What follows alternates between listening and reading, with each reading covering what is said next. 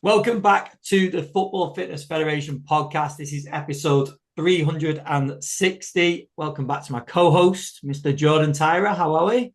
Very good, thank you. Yeah, looking forward to yet another episode. Yes, certainly. And I will drop a little hint into maybe a little reveal coming up shortly, Jordan. I'm not going to give anything away, but Jordan might have a little bit of news soon. That's all I'm going to say. We're going to leave, Okay. we're going to leave it as that, and then we'll discuss things further down the line. Is that all right? Yeah, sounds good. Perfect. Well, today we are joined by Harris Apostolidis. Harris, how are you? Everything fine. Thank you, guys. Nice to meet you. Nice to be Yes, here. you And too. you. You too. Thank you for coming on the podcast, Harris. We like to speak to people in different positions, different countries, different teams. So we want to get a real insight into you and your role today as well. But we always start with people's backgrounds because everyone's is slightly different, even though people think that they're very similar. So can you take us through the jobs you've been in, what's led up to your role at the minute? Yeah, of course. Yeah, like everyone, I think most of the guys started playing football at a young age, and yeah, at 18 years old, I realized that yeah, I cannot make it for professional. So I thought that I have to find solutions to work in football because it was something that I loved. Then I studied sports science for 4 years in University of Thessaloniki, sports science. And yeah, there I got the privilege when I graduated. The university had a cooperation with the Greek Football Federation and with UEFA, and I was successful and I got UEFA B.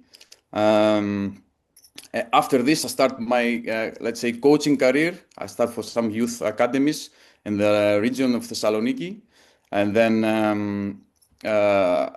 I got the opportunity to work in a professional football club in the youth academies. Iraklis FC was quite big name this point there in Greece at under 15 as a youth coach. Then I moved to Aris FC as a youth head coach under 17. Um, and after this, I start my performance coach career. I moved to Iraklis again as a performance coach in the first team. I stayed there for 1 year, second division of Greece. Then I moved to more south to Creta. Was one team, second division, Hania FC. Again, like a performance coach there. And then I did my, let's say, big step in the Greek Super League again to Aris, first division of Greece, as a performance coach. I had the privilege to work with some good players, had a good experience there. Um, we played also in Europe. And the meantime, in Hania, I start thinking because there were a lot of Spanish-speaking player in Greece from South America, North America, and Spain, Portugal. And then I started learning Spanish. I think it was one point to improve because a lot of guys weren't speaking proper English. So I have to find ways to communicate with them. I think it was one, let's say, I opened a path to go to Aris because then I think I remember it was like 10 Spanish players, um, football players in Aris. So yeah, this I think helped me to get the job. I stayed there unfortunately 6 months because we had bad results in Europe, unexpected results.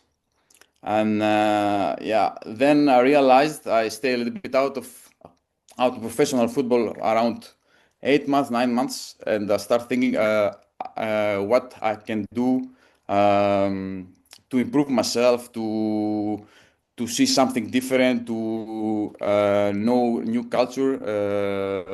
So yeah, I did a seminar, a Spanish seminar. Um, that gave me strength and condition was that this gave me the opportunity when I finished it to do a leadership. They had different teams, cooperation with different teams, and you could do a leadership if was there open opportunity. And yeah, Cercle fortunately was there. I did an interview, and then I start my internship in Belgium in October 2021. And since then, was internship in the first team and the second team until the end of June 22. And then I got the job second team performance coach for 2 years. And after this, now I'm currently performance coach at the first team. Also, I would like to say that here also we have a lot of French-speaking players. So I started also learning French. So yeah, I'm pretty good now. I think my level is intermediate to good. Communicate with the French players.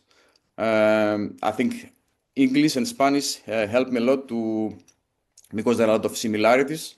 To learn this language, that is very important. As you know, a lot of French people, Spanish, English is a better way to communicate as much as possible. And also, I forgot to say that also I got my UEFA A license during my period in Aris. Yeah, I think I said everything. Mate, that's brilliant. We talk on the podcast a lot about people's CVs and backgrounds, and I joked before we did your background saying that a lot of people think that they've taken similar paths. They do. A lot of people do a degree, they'll maybe do a master's, then they'll go and get some experience, an internship, possibly somewhere, some work experience type work, and then they'll get into roles and work through different roles. But you pointed out a couple of really important things there. One was the UEFA B. And I wanted to speak about that in a little bit, just in terms of that switch from more of the technical side onto the performance coach side. But you pointed out UEFA B and now UEFA A. And then also the languages. I think the languages is a real key one because you just mentioned before that was probably quite a key indicator in landing a job at a club that had a lot of Spanish speaking players. I think you just referenced the team that you're at now as well. And I think it's something really important for coaches to listen to, that you've got your experience, your qualifications, but on top of that, you've now added some sort of superpowers to your CV as well, where people can look at it and go, actually, Harris has got this, but he's also UEFA A, can speak a number of languages, obviously, from you doing the podcast as well. So no, I think it's a really good point, isn't it, Jordan? That's something that we speak about a lot. Yeah, and the language is one I think is a really important one actually. That we probably don't speak too much on that. We definitely spoke on the crossover between technical coaching and physical coaching, and I'm a big advocate of how important knowledge on both is. I tried to learn Spanish and I was pretty bad at it. I had a 500-day streak on Duolingo and I can barely say a word still. So yeah, that says a lot about me. But I think as English coaches, we're very sheltered, let's go with that word, in terms of yeah, we are, we're we're like, everyone speaks English, so let's just crack on. But when you actually do find those practitioners who are multilingual, bilingual, or whichever one you want to go with, like you say, it opens so many doors because the I can never pronounce the second name. The Southampton manager, Will Spieth, or how you say it. It's Will something, isn't it? Southampton manager. Apologies if I've actually butchered that. Who's bilingual and is working in France.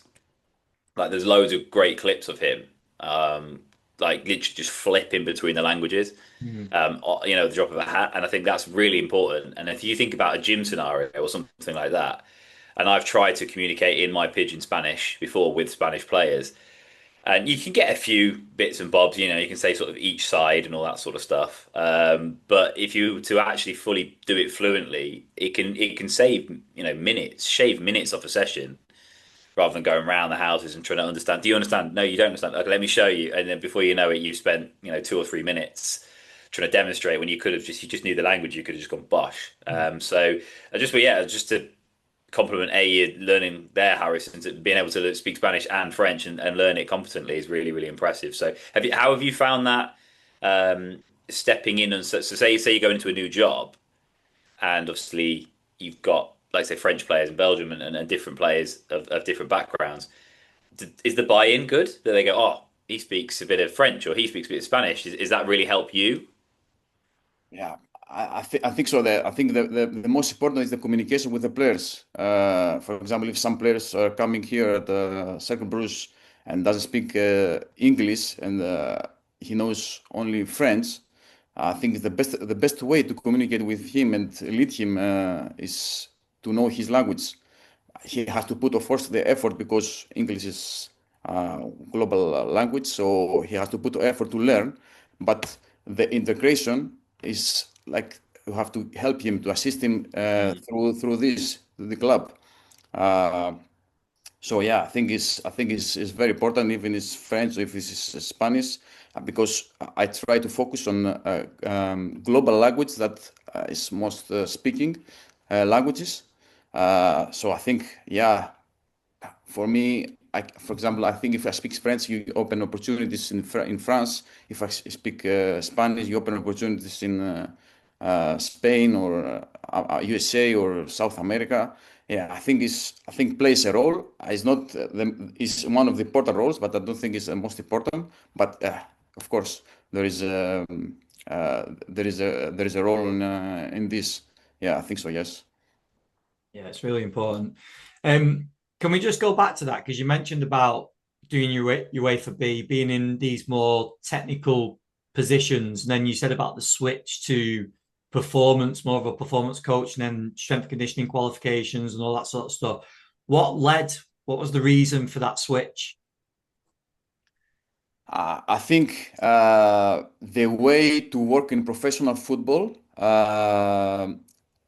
because I was not experienced player, because most of it there are a lot of experienced players played in high level and first divisions, a lot of cups in Europe or whatever. I think because it was also something that I like to, and the coaching and the performance coach. I think was the reason to work in professional football because I think nobody could give me a job from the start with this limited experience in professional level, football level, to work like assistant coach or head coach or something similar.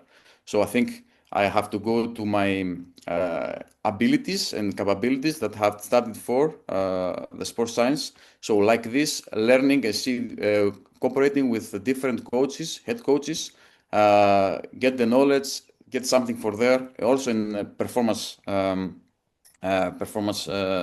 level, working with different performance coaches. I think that was the reason. It's something I like to. I don't know in the future if I would like to switch again. I really like what I'm doing now. I'm very happy and content. But I think that was the reason. It was difficult for me to work in professional with limited experience. If I was good, but nobody, you know how football works. So yeah, that was my thoughts then. Can you speak on the opportunities, firstly in Greece, for strength conditioning, sports science, performance coaches? Like, what are the opportunities like in Greece in those positions? But then also what you've seen in Belgium as well? Yeah, most of it in Greece is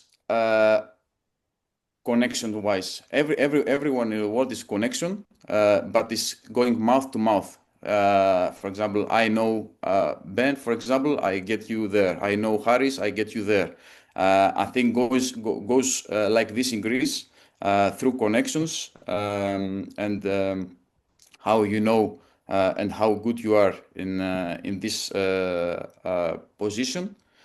In Belgium, I think is a little bit different. I think every time they published a job opportunity, um, for example, this happened also in Cercle Bruges, happened in other teams as I see. So this you go through a procedure in different tasks. You get a task and you have to execute the task with a proper way. And then after this, you go to, I think also the same in England. You go to the interview, and if you are good, you are successful, and you get the job. I think this is a little bit the differences between Belgium and Greece as the performance coach possibilities. And going into your current role now, what are some of the key challenges that you face in that role at the club? Yeah, it's how you every day, every week, every year, how you improve and how you can make the players perform better. I think this is the most important thing, to rely on you and to trust you to make them better. Every year you have to give something more. You have to improve yourself with different ways. Gonna be language, gonna be some seminars, gonna be nutrition or whatever. I think this is the challenges you must you have every time. So improve yourself and give it to the players. You improve the players too. I think this is the most the big challenge I face, and I try to do it time by time. And how have you found it in terms of moving? So you're obviously moving into a new country, moving into a new league, and also a new team. With the information that was maybe available for you to move into that role, has it been? I know you've been at the club for a while now in different positions, but has it been easy for you to settle in within that position? Yeah, I think every time, yeah, I moved from the sun to the rain and to the cold, so I think it is a little bit difficult for a Greek person, especially from the south. Yeah, of course, plays a big role. This the different in temperature, in weather conditions. For example, let's say in the summer, you don't feel summer like it's in Greece, so it's a little bit difficult for me in how to adapt, because now all the summer, because the Belgium league starts very early, so most of the summer I pass it here. So it's different that for example, the people in Greece go to the beach, and here is you have to under rain conditions to do work. Yeah, this is a little bit different. It was a challenge for me. Of course, the language barrier. Here we're in Flanders, and they speak Flemish. That's dialect. So of course this plays a big role. Of course, Cercle is international club. We have a lot of from different nationalities, and we speak English. So there's not a problem from my integration there. But yeah, when you have to do groceries or whatever, you have to learn some. I didn't learn yet Dutch. You have to learn some words or some phrases to communicate better and to so can integrate yourself better. Yeah, of course. Then is the isolation, the lifestyle. I'm here with my wife, but friends are away, families away. So yeah, how you spend your time is not very easy, especially your free time.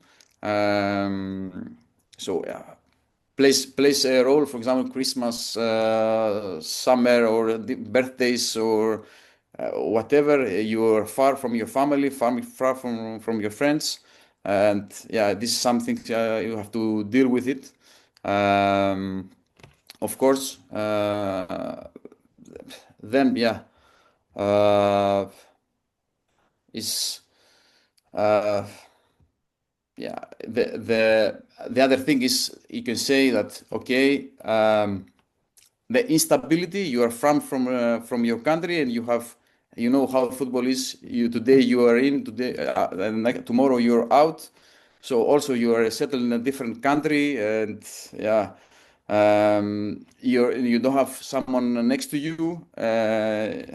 You are only with your family, and yeah, also this gives you some, yeah, not say, let's say insecurity. Yeah, then I don't have this now, but the constant transition. Imagine that, yeah, you are here 1 year and the next season you are somewhere else. Maybe you have kids. Now I don't have kids yet, but you have kids. You have to change school. You have to change all these things. I think play a big role to your integration, how you see the a new setup in a new country. These are really important factors, aren't they? Because opportunities can seem very attractive. Like people might see positions in different parts of the world, but these are some of the realities on like the human side, isn't it? That yes, there's challenges within the position at the club with the coaches and all the rest of it, but these are some of the factors of the friends, partners, kids, dogs, like all these things like that go into moving to a different country. And it's something again we've talked about recently on a few episodes that people have gone and done this. So no, it's really interesting to get your perspective on moving to not only a new club but a new country as well. Of course, it's not only bad things. There are also Yeah, good things. Yeah, yeah, you work with other people. You make new connections. You accelerate in your learning curve. You learn new things, new cultures. You build stronger relationships with the people and make new connections. I think that this is the things that you have to deal with it, the positive and the negative disadvantages you have. Also, your career growth. I think when you go to abroad and someone goes to abroad, uh, I think puts in CCV an extra point. I would say like this.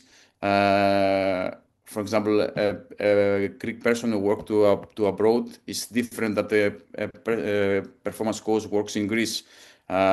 Gives you an extra boost on this, of course. Yeah, and of course, you become more independent, open-minded, self-aware. Yeah, all these things you see yourself now. For example, I see myself different. I see the game different. no, it's really interesting. We've spoke a lot about connections and relationships, and how was that with the head coach? Was it that they knew you already from being at the club, or had they come into position after you moved into the first team? And how did you go about sort of nurturing that relationship as well? Yeah, no, head coach signed this season from mid of June. Most of it, the head of performance has this. My connection is very good, but the head of performance, Nick van Rasbeck, has the communication about the training and the further details. My relationship is great. We have great cooperation. Yeah, nothing to say more about my relationship with him and how we work together. But most of the part is from the head of performance. He decides and he discuss with head coach, and we follow a direction of what he discussed with him. And Harris, what's the difference been like with the view of the players in terms of strength and conditioning, gym work, physical work, whatever you want to call it? The difference in terms of like working in Greece with mainly Greece players and Greek players, I'm presuming, and that, and then Belgium where you've got more, like you say, French, Spanish, and different nationalities. What's the view of the players been like towards your role and the work you're doing? Yeah, there is a big difference, and I think in Greece, and this is something I saw here, uh, is totally different how we worked in Greece since then. Maybe now that the things change, but when I was there, it's totally different for what we are doing here. I think there is we go limited to the gym. We do few things in the gym and compare here. Here we pay a lot of attention. We try. Of course, is how you educate the players and how you give the players understand what's the purpose of the gym, and it's also this about how the club gives this direction, how the head coach gives this direction. So depends. Here we try to play high intensity football, so is the gym is necessary to prevent injuries, to improve the players, to improve the speed, to improve acceleration, decelerations, to improve all this kind of stuff. So we pay a lot of attention in the gym, and this big difference in how in Greece is, yeah, because as I see, and when we play, when a team from Greece and team, for example, from Belgium or Scandinavian play against, I see a big difference in the physical condition, and this is something that we have to consider about, and that was something that I started questioning myself when we play against the European teams when I was there. What did these teams are doing better, and why they overperform us, why they have better physical conditions than us, and why we start, for example, from 70 minutes and we see a drop in our performance. And this is how I saw, and I wanted to learn and figure out what's happening. And I think this is something. It's not only the gym, of course, but there are other aspects and there about how periodize the training, and yeah, and how you train. So yeah, I think to answer the question is how we educate the players and what the direction you give, and the players see the gym in Greece and in Belgium or whatever. I think that's the most important thing, and how you yourself see the gym, and this gonna lead the players too, I think. That's an important point, isn't it, around those last 20 minutes? Because it's something we talked about recently, nutrition-wise. But also you're bringing it up now in the relation to the gym as well.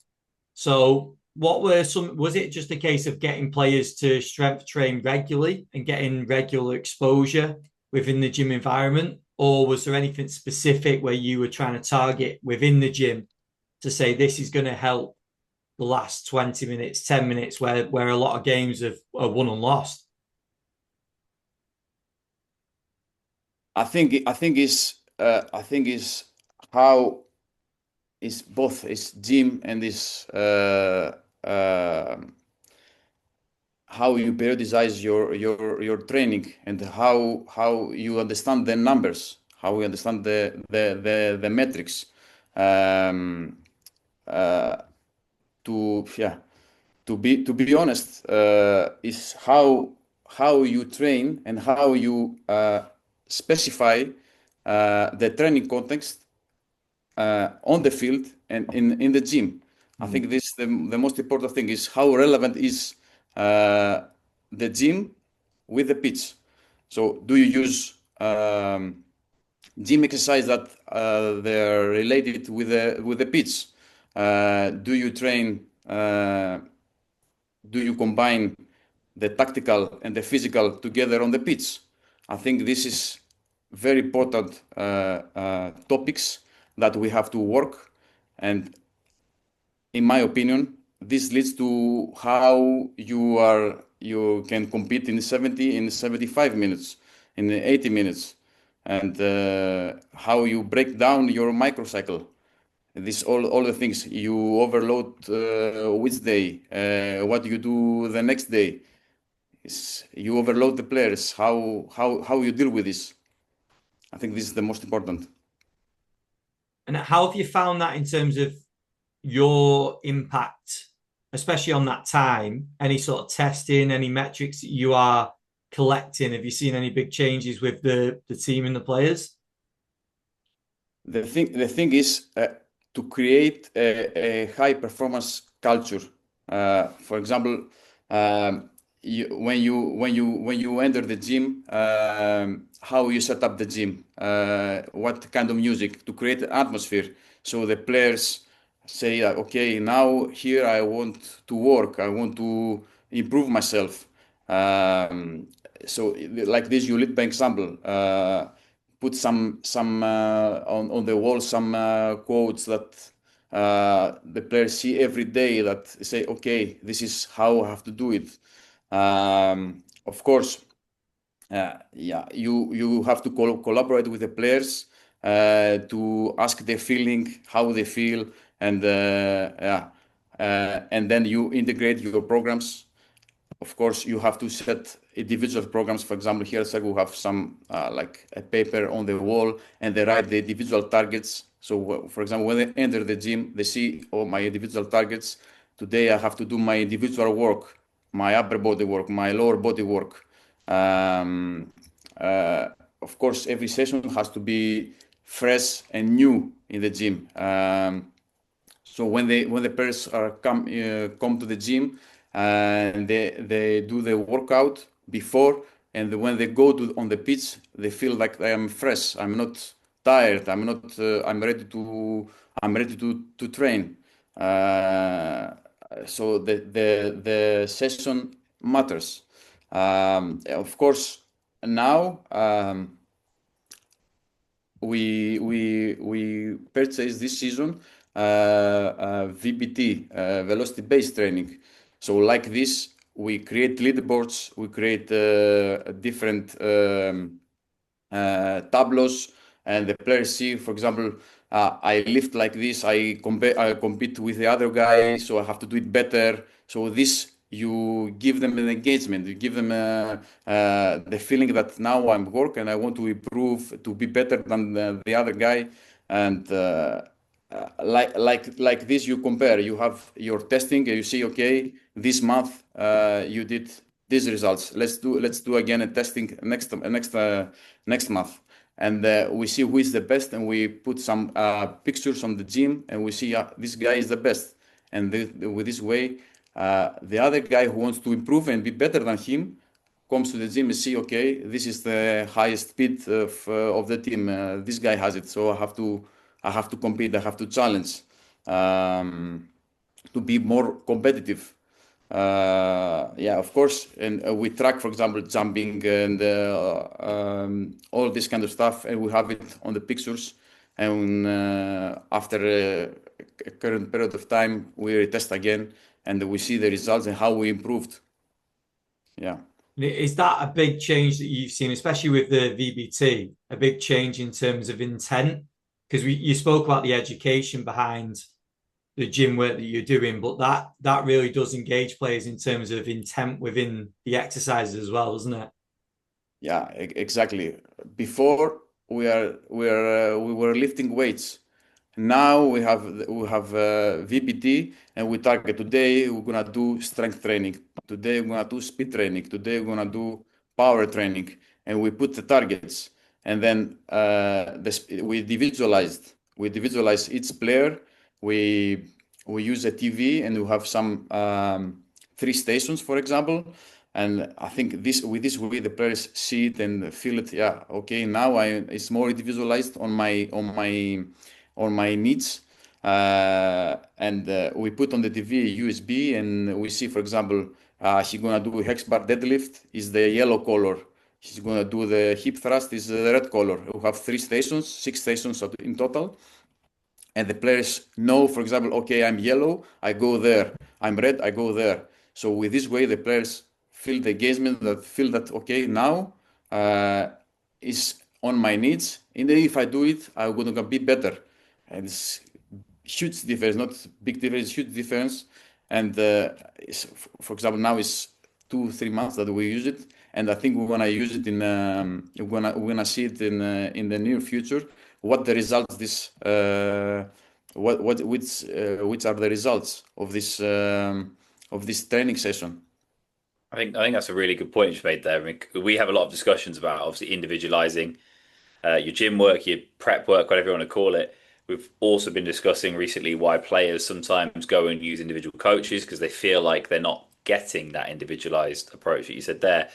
But what you said there, I think, is a lovely example of even if you are the person responsible for a squad of players, individualizing doesn't have to be down to the nth degree because realistically, it's going to be very, very difficult to individualize 25 to 30 programs per player, update them regularly, keep them fresh, etc. Everything you say. So that is a lovely real world example. Red means trap bar deadlift, you know, yellow means a split squat, etc., etc., etc. And you just go through that way, and then all of a sudden you can put players into nice little buckets, really, of you go do that one, you go do that one, you go do that one, because that's specific for, I don't know, players who have adductor problems. That's specific for players who are more power based athletes. You know, whatever category you want to group your players into, it's a very, very simple way, isn't it? And have you, like you said there, you alluded to it, players like that more. Um, have you found off the back of doing that, the players are a more enthused in the gym, they're more, you know, more up for it. But are they then off the back of that coming to you for more individual work as well? Are they sort of saying, what else can I do? If that makes sense. Yeah, I understand. Normally, I had this three, four questions from some other players that don't play, that they feel like, okay, now I'm not playing and I have to do something more. So this questions coming for them. I think also a little bit difficult because we do it after the session, and if it's after the heavy session we have, and we go to the gym.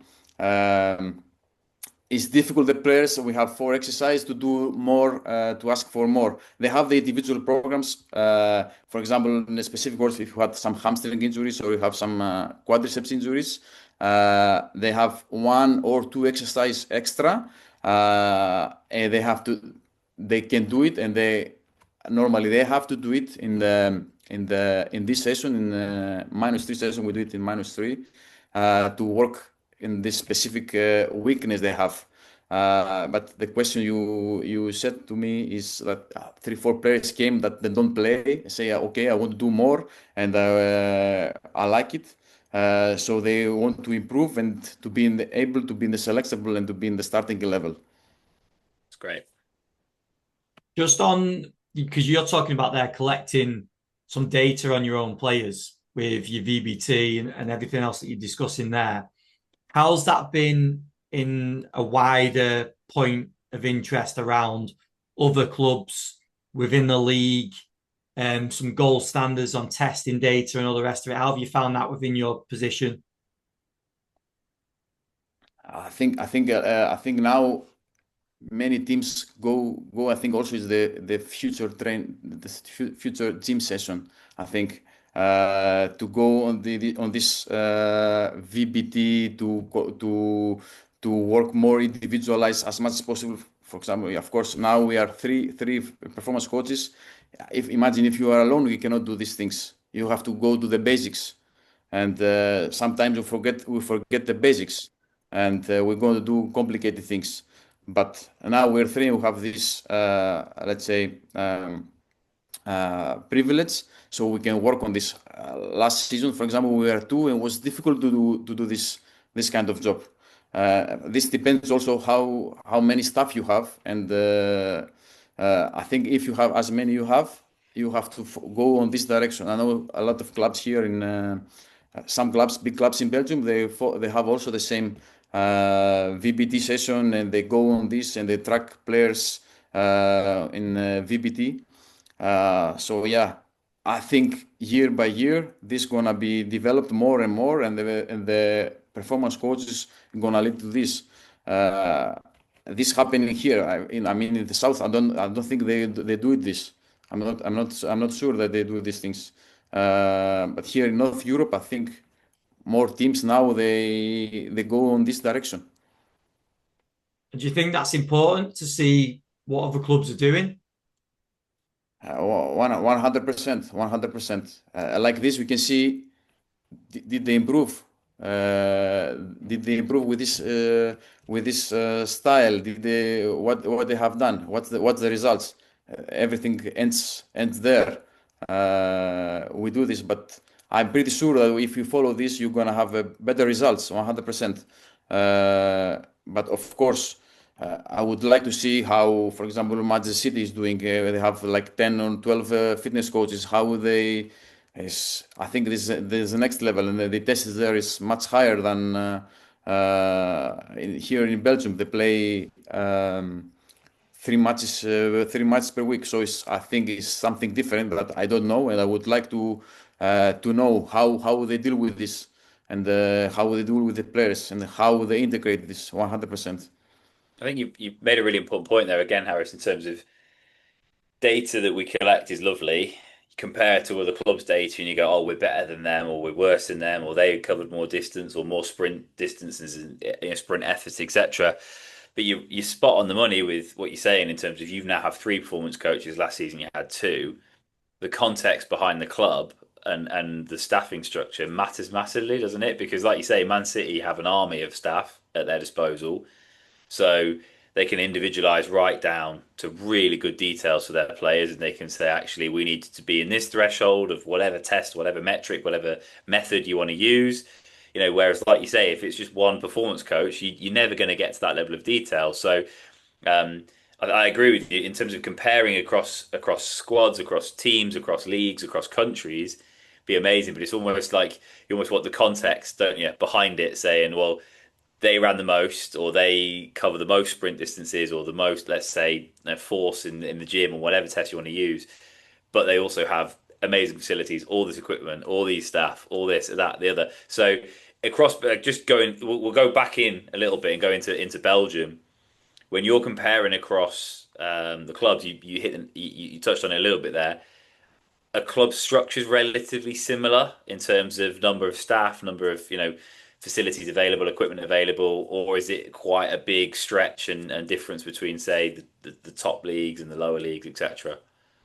I think now the big teams have great facilities. Our club has quite good facilities. We have a lot of expensive equipment that we can work for. But it's like I said, now we have three, and then it's possible to work with this, and it's possible to do testing. And I think it's a quite good level. There is not massive. I think we have important machines and important tools to work. Of course, the big teams here in Belgium, they have everything, but I cannot say that we are limited, or we are much limited than the other clubs. We have the tools to work for it, and we have the staff now to work better and improve 100%. Yeah, it's not the big difference across our league. I think we have one of the very good facilities in the Belgium league. Facilities, I mean, in kind of equipment in the gym. Yeah, it's really important that, isn't it? Like Jordan says, it's very easy to fall on comparisons between yourself in your position and other coaches or clubs that maybe have different resources, and the context is just very, very different. But I think it's also important to just be aware and maybe take lessons from how other coaches slightly do things differently to you, or what you can learn from different people's approaches. So I think the awareness is the important bit, isn't it? And then how you relate that to your context and your environment is the most important thing.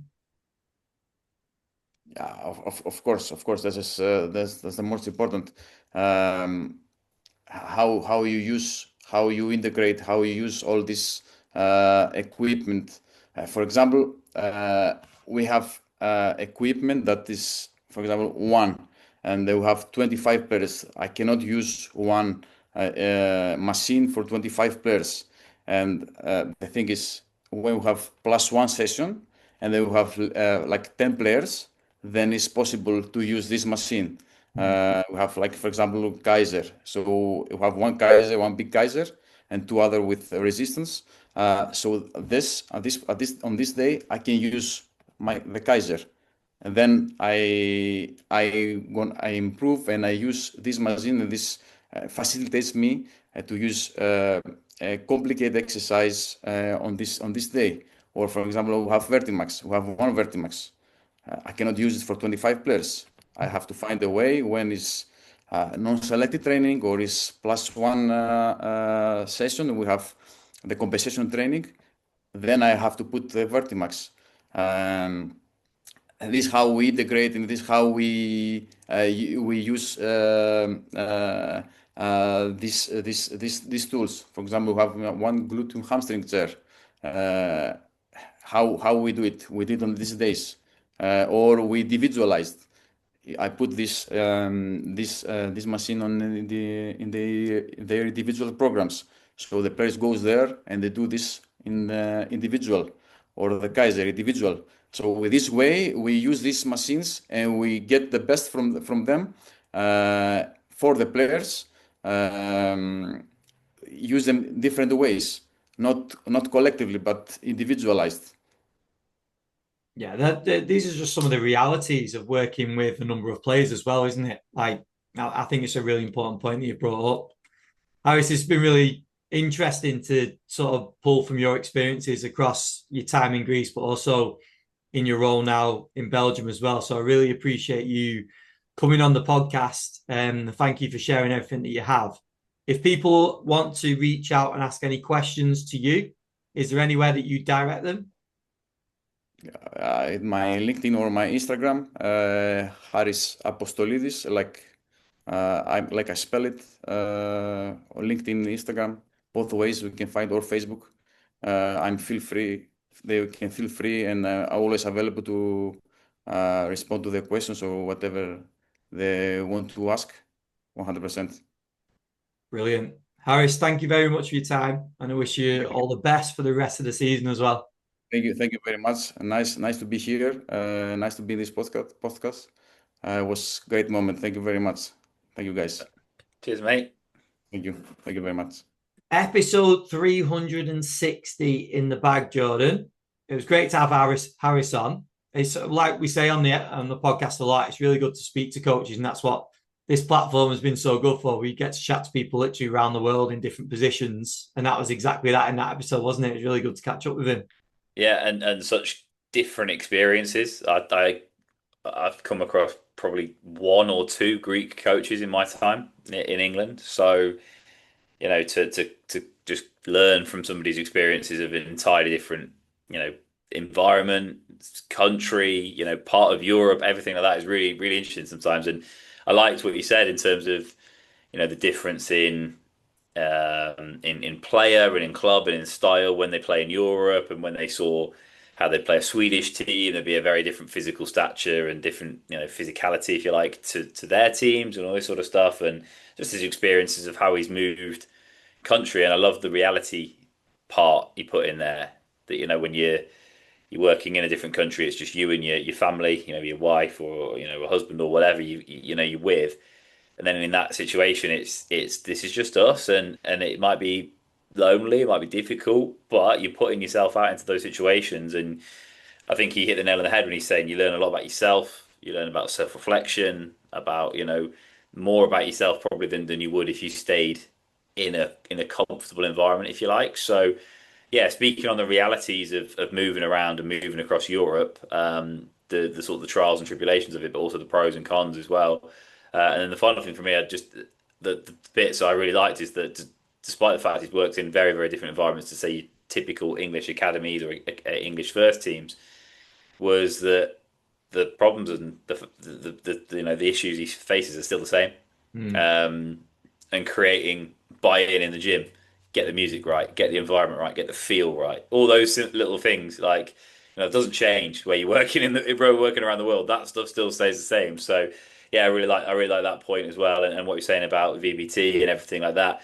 Just almost gamifying the training. We spoke about that a lot, and obviously Ben Rosenblatt did that for us at the conference as well. So yeah, very similar themes coming out, just working in a very, very different environment, which is really, really good to hear. And again, just share those experiences. And yeah, I like that. I enjoyed that episode. That's a very different take on a lot of what we've been going on recently as well. I think the other thing to highlight is what we spoke about at the start, and the languages. Yeah. Because again, we've spoke about standing out in a crowd, and languages might seem probably quite a simple one for people to go at. But yeah, I said about people being lazy. I'm one of them. Like I've not learned other languages, but as coaches that do, if you've got a few languages under your belt, not only will it benefit you, we know what football's like now. If you could be working in England, in Scotland, in in Wales, you're going to have players from different countries that come into your club. Yeah. In fact, if you could communicate with them in their language, one is probably going to settle them into the club a lot quicker. But like you said, it's going to probably save a lot of time as well. Yeah. And you get to upskill yourself as a coach and a person anyway, the fact that you can pick up these languages. So the fact he's got Greek, he's obviously got English, he's now got Spanish, French, like it shows there's a lot that can be done with that. And he also mentioned about that, the job, I think there was at Aris, that he got that because of having Spanish. So yeah, it's a really important point and something to consider. And I have seen a lot more people, a lot of coaches doing that now as well. Whether that is to then pursue a career abroad, maybe it is, or whether it's literally just to have that string to your bow to say, I've actually got this as well. So no, big respect for people, anyone that goes and does that. Obviously, it takes time to upskill, like you referenced. Yeah. I mean, as far as I got was cada lado. So if anyone needs to say each side in Spanish, so if you say 8 each side, it's ocho cada lado. And then, there you go. So that hopefully someone's learned that now. But again, when I first said it, each side 8. Yeah. And it was like blank stare. So then I was like, okay. So my Duolingo subscription, which is talking to me about like the cat likes to eat fish. Do you know what I mean? Like, it's not really helping me work with players, so I had to sort of try and do that myself off the back of that a little bit. So but then all I'm doing there is like 3 words really. So people who can speak full languages, it's mad respect for that, because it's a real, like a real string to the bow, 100%. Definitely. No, thank you very much for your input again, Jordan. Not a problem. Yeah, another one in the bag, like I said. And just for everyone listening, watching, go and check out the sponsors, the Good Prep, Hytro, and Hawking Dynamics. All massively support the podcast. So go and give them a follow. Check out some of the work that they are doing. And we will speak to you again next week in episode 361. Speak to you soon.